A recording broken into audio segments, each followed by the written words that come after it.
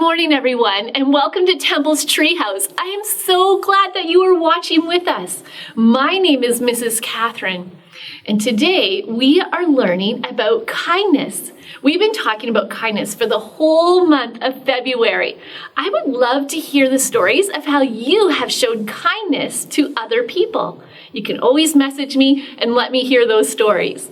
Well, today, the story takes place that we are learning from is Luke chapter 10 from the Bible.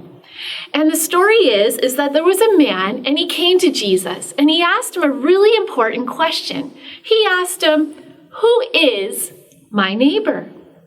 I want you to take a moment and ask the people in the room, who is our neighbor?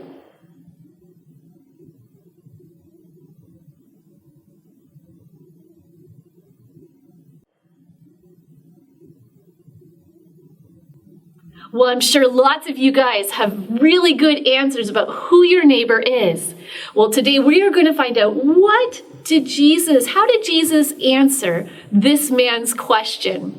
Let's watch today.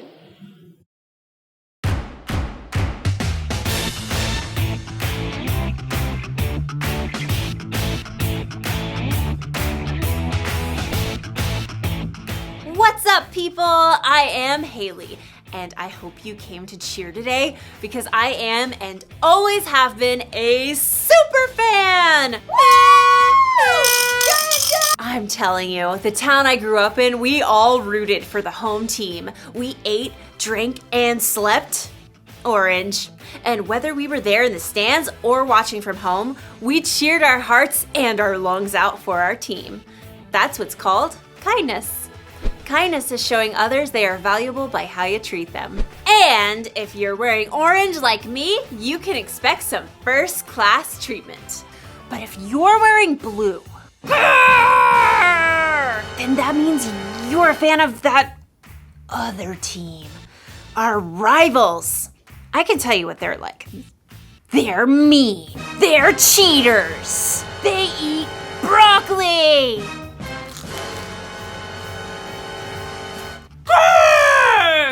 They're pretty scary. I've actually never met one in person, but that's what I've heard. I am not a fan. Not a fan. You know, if I saw someone on that blue team lying on the side of the road, you know what I'd do? I'm actually not sure what I would do. I'm not sure. But today's Bible story will help us know what we should do. Broccoli! The Bible. It's 66 books of history, stories, letters, and poetry that fit together to form God's one big story. The epic adventure of how He created us and loves us so much that He made a way to rescue us. As we travel through the Bible, from Genesis to Revelation, we discover people who met God and found their lives changed forever. Now, for an amazing story, inspired by the book of Luke, Chapter 10, verses 25 through 37. Everywhere Jesus went, crowds of people followed. His popularity made the religious leaders kind of nervous, how he turned their expectations upside down. What is he up to anyway? So they began to look for ways to trip him up. One day, a law expert saw his chance to test Jesus. Teacher, what must I do to inherit eternal life? Jesus turned the question right back on the law expert. What is written in the law? How do you read it? Love the Lord your God with all your heart and with all your soul and with all your strength and with all your mind. And love your neighbor as yourself. You have answered correctly. Do this and you will live. But the law expert wanted to discover the very least he could do to obey the law, so he got tricky. Yes, but really, who is my neighbor? Jesus looked directly at the law expert and he saw what was in his heart. So Jesus began a story. A man was going down from Jerusalem to Jericho. Now, if Jesus were to tell this story today, it might go something like this. There's a man that we'll call Ben, who needed to travel from Jerusalem to Jericho. It was a lonely, rugged road, but he was well prepared. Got my water skin, got my quail jerky. Got my snake repellent. Got my large number of clinking gold coins. Stick 'em up! Uh-oh, forgot my mace. A band of robbers attacked Ben. They took everything, leaving him half dead by the side of the road. Help! Please! Help me! There was no one to hear. The sun beat down. Shadows shifted as the day wore on. At last, he heard footsteps. Through shimmering heat, he could barely see a man in khakis and a blue button-down shirt. In the beginning, let me Google the Greek word for beginning. That'll make me sound more intelligent. The man was a preacher working on his Sunday sermon. Help me! The preacher spotted Ben lying there in the dust, but he immediately looked down at his phone, pretending not to see. Instead, he crossed to the other side of the street, putting as much space between him and Ben as possible. Please! But the preacher was gone. Ben's throat was dry now. He could barely swallow. Finally, he saw someone else. I've got peace like a river, I've got peace like a river, I've got peace like a river in my soul. A worship leader was now trekking down the road. He wore skinny jeans, an unnecessary scarf, and AirPods. Help me! Well, the worship leader definitely saw Ben, but he cranked up the volume on his AirPods and shimmied to the other side of the road as he passed. I've got peace like a river, I've got peace like a river, I'm gonna run away. As the man's voice faded away, Ben was left in despair. Shadows lengthened as evening approached. Once again, Ben heard someone coming. Turning his head, he could just barely make out a donkey. Perhaps he could tell from the way the person was dressed that this person wasn't a Jew. He was a Samaritan. Oh no. Jews and Samaritans were enemies. Even though the two groups were related, there was a history of bitter conflict between them, and the Samaritans worshiped God in a different way than the Jews did. Long story short, a Samaritan would have been the last person Ben would have wished to find him. What's that by the road? Instead of ignoring Ben, though, the Samaritan man slowed down and got off his donkey. Oh no, who did this? The Samaritan quickly rummaged for supplies in his bag. Here, have some water. Those are nasty gashes. I've got oil and wine to clean them out. The Samaritan bandaged Ben's wounds and hefted him onto his own donkey. Steady, steady. Hey, wrap your arms around his neck, like this. By the time darkness fell, the Samaritan brought Ben to an inn where the injured man could recover. Thank you. Thank you. In the morning, the Samaritan gave the innkeeper some money. Please, take care of this man. I'll return and pay you back for any extra expenses. Goodbye. Thank you. When Jesus finished the story, no one said a word. He looked directly at the law expert. Which of these three do you think was a neighbor to the man who fell into the hands of robbers? The law expert fidgeted. To admit that the Samaritan had acted as a true neighbor was to say that everyone is a neighbor, no matter how different they may be.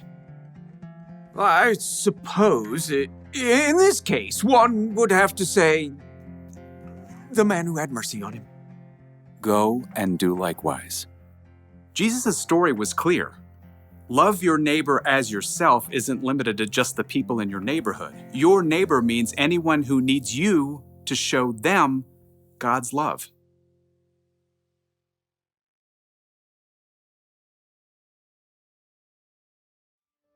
So Jesus said to, love your neighbor as you love yourself. And who is your neighbor?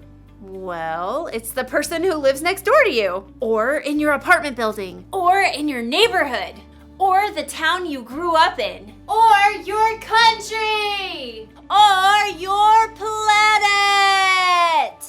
In short, your neighbor is everyone. That includes people who look different from you, people who believe different from you, people who have more money than you or less money than you, everyone. Jesus said we should go and be kind to all of those people. It kind of makes me think of the fans of that blue team. If I'm supposed to be kind to everyone, that includes them.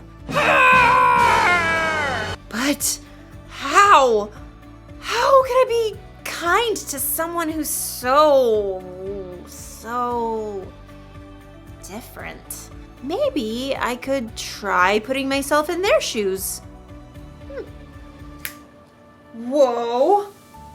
Well, that's a start. What else can I do? Maybe I can find out more about the Blue fans so I can see what we have in common. Like, I'll bet they grew up rooting for their team just like I did. I'll bet they cheered their hearts and their lungs out. And I bet they ate, drank, and slept blue too. Maybe we're more alike than we think. Or maybe we're just different, and that's okay. In fact, it's incredible to know that there are billions of people with all kinds of differences all over the world. So here's the one thing for us to remember today. Be kind to people who are different from you. Don't just think about what you'd want or need. Put yourself in their jerseys and think about what they'd want or need. It really is possible to be kind to everyone. You know, I hate to admit it, but I look good in this color. And another thing, broccoli? It's really not that bad. Bye, superfans!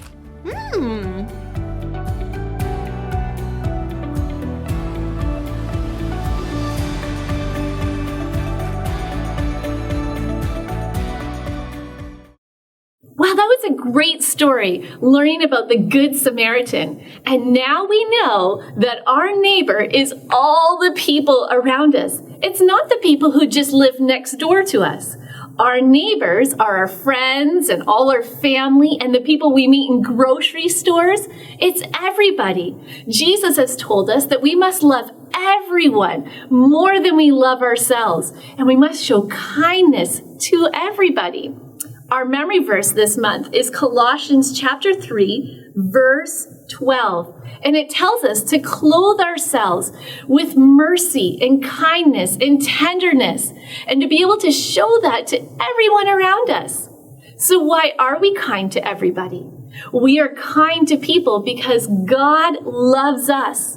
And so then, when we are kind to others, we are showing how much we love God. Oh, I can't wait to hear about how you are being kind to one another. Well, boys and girls, I have a few announcements for you today. And one is that we are so excited that after almost a year, we are going to be starting to have some kids services here at the church. We're going to be opening up on March the 21st, and we're going to be having a service for kids that Sunday morning at 11 o'clock.